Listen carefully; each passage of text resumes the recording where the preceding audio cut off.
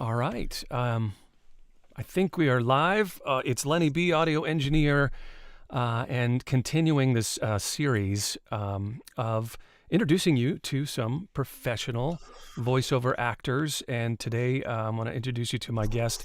I do want to just say real quick that if you've got any questions on this kind of meet and greet, we're gonna get some advice from a pro a pro a voiceover actor and voiceover talent. If you've got any questions, please, I want to invite you to ask some questions, whether it be on audio or about my guest's career. Let's get him on screen here and say hi to Colin Brown. Hello. How's it going, man? Can you hear me okay? Yes, I can hear you great. You are in Nashville. Tell me a little bit about what you're doing there. You've got like a music background. Yes, I started in music, which is, Nashville. It's kind of cliche at this point. But yes, yeah, I actually, so I'm from California. I moved here in 2018. I actually went to, it's called the Blackbird School of Engineering, Audio Engineering. It's mainly for setting up for bands, stuff like that. I mean, it was Okay. very informative. I mean, I was doing music before that, kind of just producing on a laptop, making kind of like more like kind of hip hop, electronic kind of music. Okay. And then I wanted to take it to the next level, and I was kind of directionless, so I just thought, okay, let's give it a try. And so yeah, I finished that program. It was pretty rigorous. I think it was about 7 months, 7 or 8 months, and simultaneously I was working at a restaurant full time. And yeah, and so after that was over, it was kind of like the timing was just really weird. COVID was happening, and I was working at a restaurant at the time, and I was doing music too simultaneously. Mhm. But I got let go temporarily, and so I was I was getting unemployment money, and I voiceover kind of, it was just, I know my dad worked in marketing forever, and Okay. I just always remember he would always hire voice actors for stuff, and I was kind of like, well, I feel like I could maybe give this a try. Sure. So I was getting all of this money, so I just kind of just spent it all on. I got the Neumann TLM 103, and some other stuff I got later on down the road, but I got enough to get me started. So, And so this was kind of the yeah, COVID money that was all happening. You invested in yourself, really, is what you did. yeah, I mean, COVID was awful, but the timing was just like, okay, I'm not, this is kind of seems like a great time to just dive into this head first, Okay. and I'm glad I did. I would say my situation was weird because the time I got in, I just got really lucky. Like as soon as I started setting things up and going, no experience, none whatsoever, just from the whatever life experience I had. Okay. I kind of just started getting clients. I was reaching out, kind of cold calling, places nearby. I was going on, like Upwork and stuff like that, and I started getting jobs. And I was like, okay, this could be a thing, So, and then the rest is history. And then just after, I mean, I've been doing this for maybe like 5 years now, so I'm still pretty young in the game. I'm still Right. making my way, but yeah, I mean, I'm very fortunate to be able to do this full time from Let, that. let me explain a little bit. If you're just joining us or you're watching the live, my name is Lenny B. I am a audio engineer, and I help voiceover actors and really anybody that is creating content with their voice and using a microphone, whether it be broadcasting or podcasting or making YouTube videos or doing animation or voiceover for commercial type of voiceovers, audiobooks. I mean, the list goes on and on. There's so many different ways to create content and use your voice for projects. So I help people improve the quality of their voice recordings. And Colin is one of my clients and has become a friend. And what I want to do with these lives is, anybody that is just starting or a little bit earlier on or at the same pace as maybe you are, Colin, I think they could benefit from just hearing a little bit of your experience. So I thought this would be a great opportunity to share some of your experiences. And the thing, when I first met you, we talked about your sound, and we've worked together on improving your sound. And I was impressed because you really you're saying that with no experience, but it sounds like, little marketing and kind of the idea of advertising is in your DNA a little, which is really cool. Totally. And then, also not being a stranger to audio production, I'm sure that also helps as well. But maybe tell me about, like, how did you just start? Like, okay, so you got the idea, you just started maybe going, you're like, okay, I got this equipment, I'm going to start, want to put myself out there. What did you do to get yourself out there in those first gigs? Was it working on platforms? Was it making cold calls? How did you get started? Yeah. So for the experience side, I was already when I was working in like restaurants and stuff, I was going to a studio and I do a little singing too. So I was writing music and I would record with an audio engineer. That's what I really love to do. I love the Okay. collaborative aspect of this. I love going in the booth, working with the director or whoever, producer, and you're collaborating, getting those ideas back and forth. That's where I feel like the magic really happens. So I already had a Sure. lot of experience doing that, being on the mic, having to, just improvise or whatever on the spot. So I Sure. had some experience in that, not voiceover, but singing. Right. So by the time I was already doing the voiceover, it came pretty naturally. I mean, I listened to my earliest stuff and I cringe, obviously, but We all do. at the time, it was it was okay, I guess, because I was able to, yes, and to the later part of your question, I was cold calling local places, local car dealerships, everybody I could, emailing. I put together just a shoddy demo reel, which I know you're not supposed to do.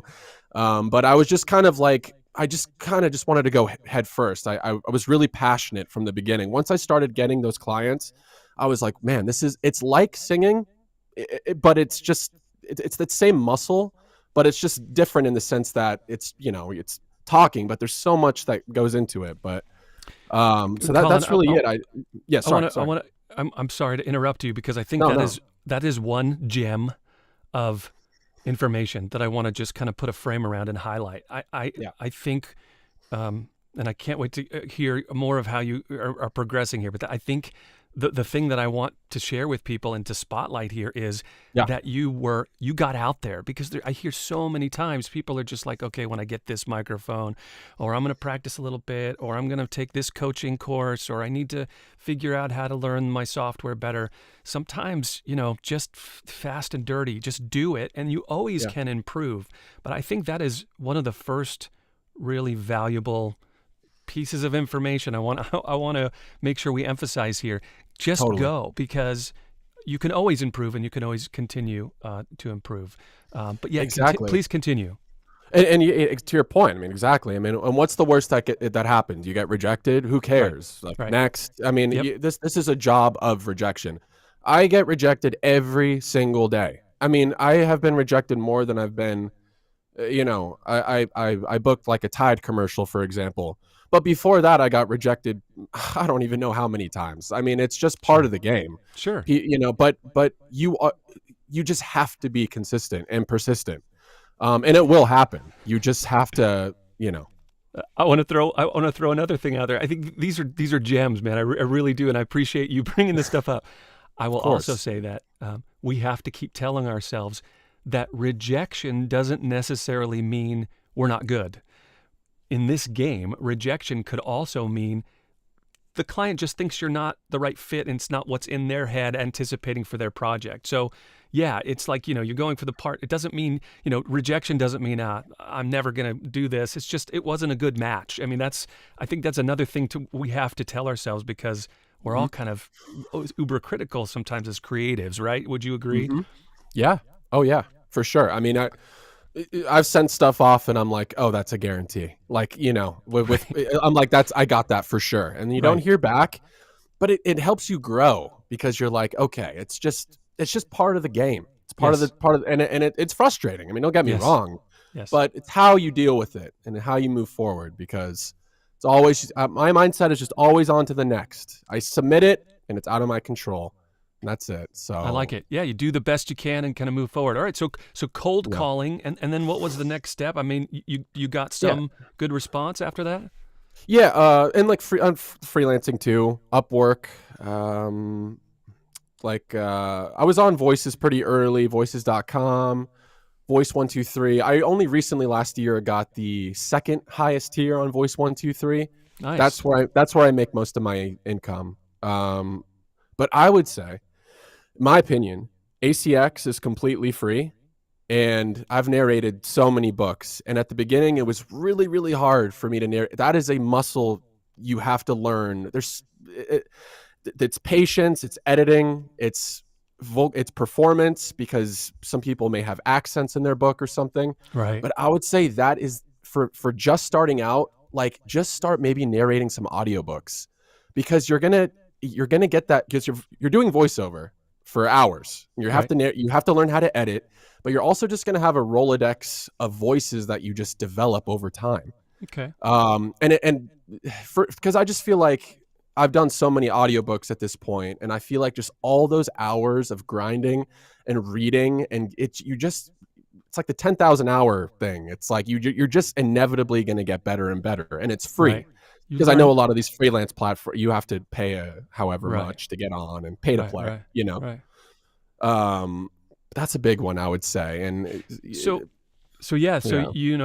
continually improve. It's kind of like basic training, when you have to do a project that big. So yeah, what I'm hearing from you and what's brought you to, from beginner to getting a couple gigs now to, you're a pro voiceover artist making an income doing this.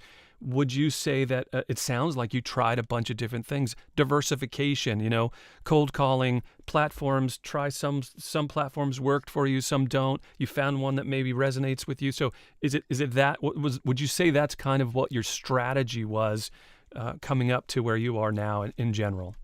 Yeah, for sure. It's I'm not going to like sugarcoat it. There's a lot of people trying to do this. Very competitive field. But like I said earlier, it's just the persistence. And I think from the beginning, I didn't really have I was kind of directionless, to be honest. And I kind of wish maybe I sought out a mentor or someone to maybe guide me along the way. Yeah. But I just kind of approached it with I'm just going to keep attacking it, and it's going to happen. So, and like, you just really have to. And like I said earlier, it's like, you just have to be okay with getting rejected, because you're going to get rejected a lot. It's totally going to happen. So I want to say hi to George Pinto is here. He is a regular on these live broadcasts. I want to invite you to ask questions, whether it be on audio, which we're going to talk about audio quality and plugins and things like that here. Yeah. Colin is one of my clients for the custom voiceover preset I created for him. And I want to talk a little bit about your room and some of your audio challenges and some of the things we've learned and we learned together. But if you are interested in asking us some questions, I want to invite you to do that in the chat here on this YouTube Live. So let's talk about that. Well, let's talk about your sound journey. Obviously, I could see part of your wardrobe in the background, so you're doing the closet thing, which is cool. Yeah, it works. It honestly works pretty well. This closet is actually pretty soundproofed without anything in it. Okay. So you can't see it, but to my right here, this is all stacked with foam panels. The clothes, I have a lot of jackets, so that kind of nullifies the sound. Yeah. Behind it's definitely pretty DIY. It's not, but it works pretty well. One of the things that I've found, as I get raw files from people to help examine the situation and hear if they've got problems, and then we can attack them. One of the things I've realized is it's also a lot of chance. Sometimes people are in their rooms, in the closet, in a booth, whatever it is, and it's just like, we got our bad resonance. Sometimes there is visually, it's not a good place to be, but then it just works. It sounds good. The dimensions of the room, the microphone position, and just what they've got. It just sounds good. It's balanced. Sometimes there's happy accidents like that. Yours was kind of like that. Your raw file actually sounded pretty good to begin with. But, let's talk about, I put a setting together for you and did some processing for you. Tell me about the difference and what you've noticed and how it's helped you. What does it make you feel? That kind of thing. Dude, Lenny, I have been booking jobs like left and right. It's kind of crazy. Yeah, the difference is night and day. I mean, you could see I have the LA2A behind me. I just thought that would, because I've seen it in so many studios, and I just thought it would, for voiceover. It's like it's a no brainer. It's kind of an impulsive purchase, but but I thought for a while what I was doing sounded, and I'm a fan of yours, so I would watch your videos where you Thank you. compare and contrast and Thank you. stuff like that, and all your other videos too. Um, and I realized I was like, and also too on Voice 123, I was reaching a certain point where I wasn't getting accepted to stuff. Okay. So I'm like, all right, I'm doing something wrong. And so objectively, I was just like, okay, I need to, and so I reached out to you, and it was, yeah, such an amazing decision because, So that's awesome, and thank you so much for saying that. So you really, and I think we've had this conversation a little bit before, and I'll emphasize it again. You literally saw an uptick after you started using the processing on oh your yeah, auditions. oh yeah, oh yeah, yeah. I I mean, think yeah, yeah. Go ahead. Sorry. no, please. No, I was gonna. I mean, this is pretty much all I do. I mean, I audition all day, every day, Hmm. but at the same time, your the way you fixed everything, it just sounds more raw, way more upfront, um, and you can just really hear all the nuance in my performance. Before, it was very muffled, but I was just going based off of the music I like. I love like very compressed, right in the front, in your, almost like slap you in the face kind Yes. of. I like that sound, but with voiceover, it's different. And I think what your vocal chain does is it really accentuates just the like just the raw performance. Yes. And I think that's why I'm getting booked so much, is because it's that's coming across fully. Yeah, it's been great, man. I'm really, really grateful I reached out to you, for sure. Yeah, that makes me happy, man, because that's why I do it. I want to be your producer, right? And it's Yeah. we're doing this remotely. We live in different states, but I'm able to kind of help your um, your career goal and your effort and everything. So it makes me feel good. I appreciate that. I will Yeah. say that one of the things I try to do when I make a preset for somebody is I don't want them to hear the processing. I want them to hear you. So like you said, doing an audiobook, you just get better. The more I'm constantly learning about compression, and it's taken years and years, and I love it, and I study the stuff, and I've learned a lot about what not to do. And sometimes new toys, it's easy to do too much, compression or new plug-in or some things, and then it's like, where does it stop? Well, you have to always compare it to what's good, and have like a reference track. I think is really good. But one of the things I think with yours is it's a nice balanced sound. You had a good sound in your room to begin with, and I say this all the time, and I think this is really important. I think this is another gem I want to frame that I think can help people when you put this in your head. Your processing and what I've done is also, it's like you've got my blessing. It's like, Colin, you sound good. We've done a little bit of things to your audio. The processing sounds better, but now you've got the confidence. So my point is, yes, I hope Yes. I'm hope I'm a small part of your improvement and your success. But I'm going to say that most of it is you. You now have even more confidence when you go out for a role and you're doing something, because like, okay, Lenny, I've got Lenny's blessing. I know my audio sounds good, and if they don't like it, it's not because of my sound. So you've got this extra confidence. I see this all the time. I think that's a big part of why this has been such a positive thing for you. You hit the nail on the head. The confidence is so huge. There was a big part of it before. Just I knew what I was doing, my performances, but it's like, is it really like, is it like, is it good enough to be getting these jobs? And those thoughts were circulating in my head. So now when I send stuff off, like, it's a huge weight lifted off of my shoulders, knowing that. Yeah. So That's great. yeah. That's really cool. Hey, I want to say hi to Thomas McFarlane. He's a client of mine. He says, Thomas says, He's from France. He says hi to both of us, and he goes, "I was a preset client of Lenny's 2 to 3 years ago. Fantastic, Thomas. Oh, I that's great. remember you and your audio. Thank you so much." If you have a question for Colin, by all means, um, please leave it in the comment section, and also after this video is over, you could leave some comments, and we can try to get back to you. We will get back to you, and let me ask you this: you're using a TLM 103 still, right? I know you've got your excuse me, the foam filter on there, a Focusrite 404, 4i4, Focusrite Just third got the generation, 4x4.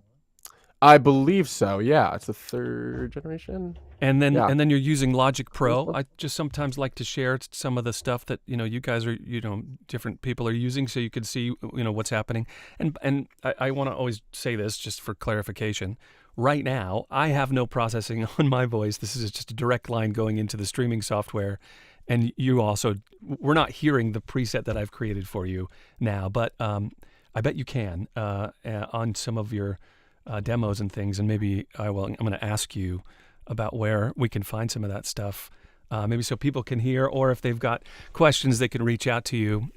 Is there a place that you think would be, that you have some of your recent demos up that people can listen to you and maybe stalk you a little bit and see what your demos sound like?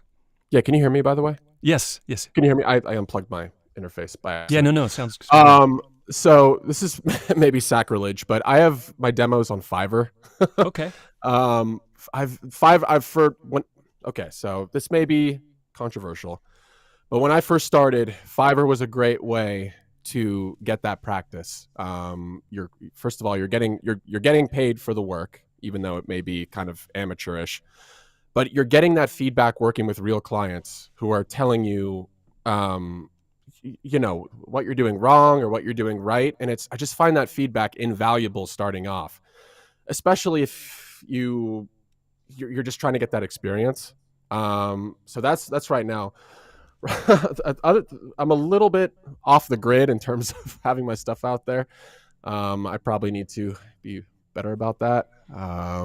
But yeah, I have a like a Fiverr gig that you can kind of hear my stuff on. And Okay. When after we're all done, maybe you could send me a couple links, or if people want to just kind of check you out, whatever. I'll include that in the details of the video.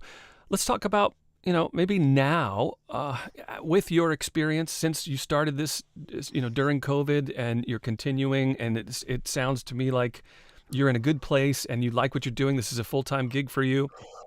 What would you tell somebody that is kind of starting, maybe sometimes feel discouraged, with your experience? What type of advice would you give somebody about, maybe some of the technical stuff, what to do from a technical standpoint, and maybe, mental health, kind of like how to treat yourself with all rejection sometimes, you know what I mean? What would you tell someone? Yeah, so I would say for the mental health part, I, I live a very like healthy lifestyle. I don't drink. I don't really go out that much. Me and my wife stay in a lot. But I feel like with this gig, it's so physical. It's like this job is your voice. You can have the best gear in the world, and if your voice isn't there, then you're just not going to get a good performance. So the consistency for me is key. So that's why I kind of almost live like just like a hermit in a way. I'm very focused on the goal that I have, and to me, that's just nothing else trumps that. And I feel like this is a job where you have to be consistent. This isn't like you do auditions for one day and it's you're good. Right. This is a constant grind. And I know that may be kind of hard to hear for some people but it's a commitment. I mean, it really is. I mean, if you want to be at the top level, not I'm getting there. But Sure. you have to really be consistent. And Hmm. if a client books you for a job and they want a really specific, maybe like conversational kind of rough kind of vibe, and your voice is shot, then it's gonna be a kind of a problem. And if they want to really like energetic, something like like you just have to make sure that you're ready to do the job. You can talk about it all day, but when it comes time to do it. You got to be able to do it well. Yeah, and a lot of the platforms want a quick turnaround, so you got to be Yeah. available and things like that. Thomas is asking an interesting question, and I think this is from a marketing standpoint, not to go check it out right now, but he says, Colin, do you have a website with demos on it, and how often do you update them? I think this is more for like, he's asking maybe like, is the website part of your marketing and important? Because a lot of people think about what to put on their website, or should they have one or not, or you know what I mean? That kind of a question. Yeah, I think it's imperative to have a website. I'm in the middle of I'm reaching out to get a professional demo reel done. I want to go because that's something I've been putting off in my career, and a lot of times like self-produced stuff, demo reels, I don't think they really get taken seriously once you get to a certain point. But to his question, yes, for sure. I'm kind of in the transitional phase. I'm kind of in the middle of like, once I get my demo reel done, I reached out to an agency here in Nashville. So hopefully, I can record over there with them. But yes, once that's all, I want my website to be up to my standards. And if I don't have my best material on there, then I'll just so right now I'm just I grind. Mainly Voice 123 is where I audition and get most of my jobs. So maybe that's not the way to do it. But yeah, I would say if a website is imperative. Sorry for the long-winded answer. No, it's okay. Would you, I think this is a good question. I think people might be interested in is repeat clients. Once you get established and you've been doing this for a while and you've got some clients, how often do you see people come back? How many regular gigs do you have, or is it constantly new stuff? Where do you fall in there?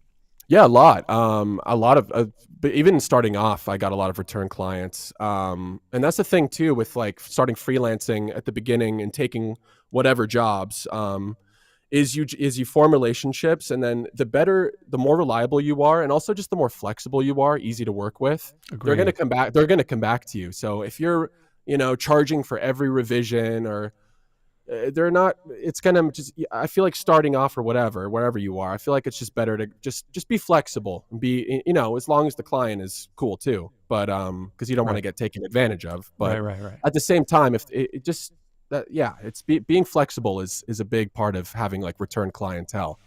And that's a great way to keep just kind of like that money consistently coming, is they'll come to you for every job.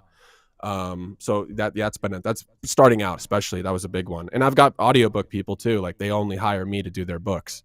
That's so cool. when they hit me up, it's, so yeah, but that's just because if someone asks me to do something, and if it's in the realm of not too crazy, I'll do it for free.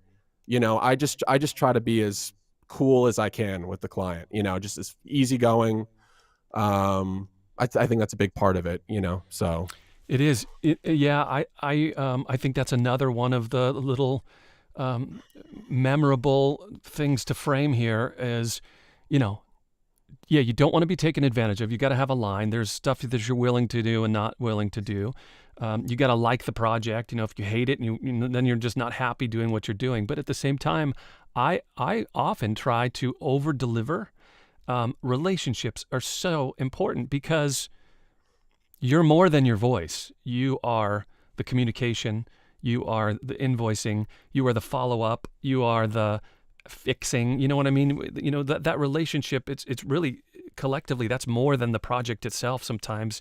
And then that's how you get repeat business and things. I always try to over-deliver. I always try to communicate and also be as transparent as possible up front.